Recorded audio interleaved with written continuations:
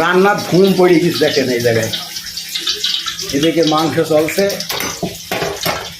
এদিকে এই যে মাশাআল্লাহ মাশাআল্লাহ কত সুন্দর মাশাআল্লাহ।